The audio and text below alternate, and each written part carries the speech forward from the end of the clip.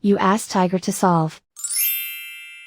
This deals with linear equations with one unknown.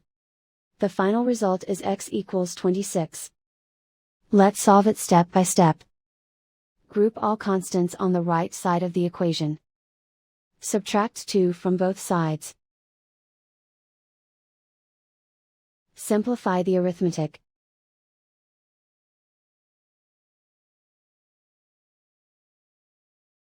Isolate the x. Divide both sides by -2. Cancel out the negatives. Simplify the fraction. Cancel out the negatives. Find the greatest common factor of the numerator and denominator. Factor out and cancel the greatest common factor.